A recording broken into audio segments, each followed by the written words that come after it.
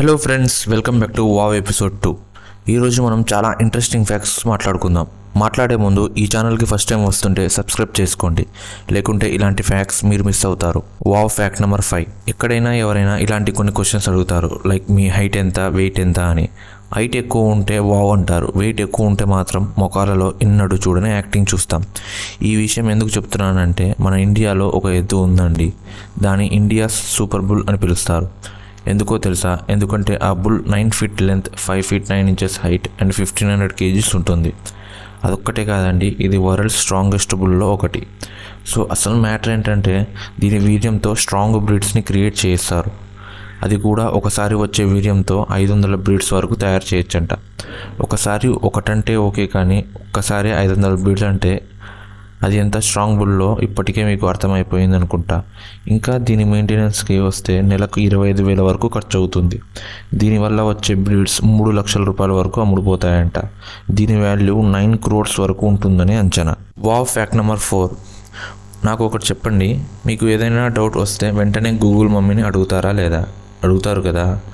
ఒకసారి గూగుల్ మమ్మీని మీ ముని ముని ముని ముని తాత ఎవరో అడిగి చూడండి, చెప్తుందేమో చూద్దాం. అసలు చెప్పలేదు, ఎందుకంటే మా తాత మీ తాత ముందు గూగుల్ మమ్మీ చిన్న పిల్లండి. కానీ హరిద్వార్లో ఉన్న పండిట్ గురించి మీకు చెప్పాలి, ఎందుకంటే వాళ్ళు మీ ఫ్యామిలీ హిస్టరీ గురించి మీకు తెలియని పేర్లో కూడా చెబుతారు. హరిద్వార్లో ఒక కమ్యూనిటీ ఉంది. అక్కడ మీరు కానీ మీ ఫ్యామిలీలో ఉన్న ఎవరైనా అక్కడ నేమ్స్ రిజిస్టర్ చేసి ఉంటే మీ ఫ్యామిలీ హిస్టరీ మొత్తం చెబుతారంట. అదేముంది అనుకుంటున్నారా? అది అంత ఈజీ కాదండి. వాళ్ళు సేవ్ చేసుకునేది తాటాకుల మీద. స్పెసిఫిక్గా చెప్పడం అంటే కొంచెం కష్టమే. వాళ్ళు అసలు ఎలా కనిపెడతారో ఇప్పుడు చూద్దాం. ముందు వాళ్ళు మీ గోత్రం అడుగుతారు. మీ గోత్రంలో మీ నాన్నగారి పేరు లేకుంటే మీ తాతగారి పేరు వెతుకుతారు. అలా ఫ్యామిలీ హిస్టరీ మొత్తం చెబుతారు. సో మీరు కూడా హరిద్వార్కి వెళ్ళినప్పుడు మీ ఫ్యామిలీ హిస్టరీ రిజిస్టర్ చేసుకోండి.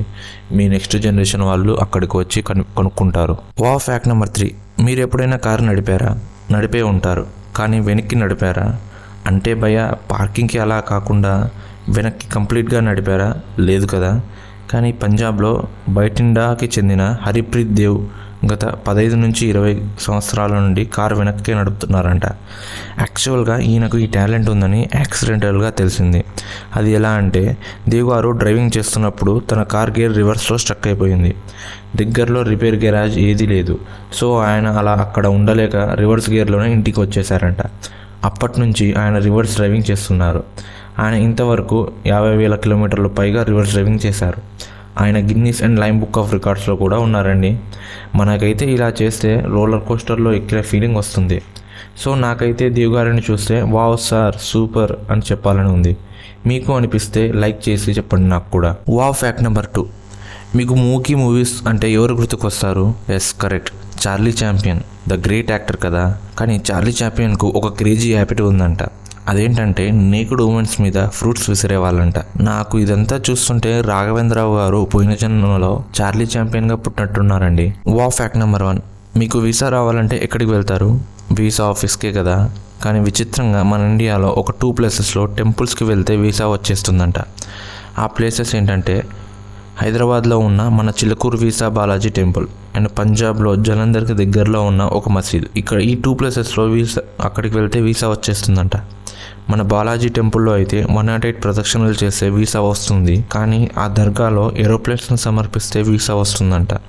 అంటే బొమ్మ ఏరోప్లేన్స్ లేండి, ఆ ఏరోప్లేన్స్ చిన్నపిల్లలకు ఆడడానికి ఇచ్చేస్తారంట. ఇదైతే వావ్ అనే ఫ్యాక్టే. సో మీకు ఈ వీడియో నచ్చినట్లయితే లైక్ చేయండి, షేర్ చేయండి, సబ్స్క్రైబ్ చేయండి.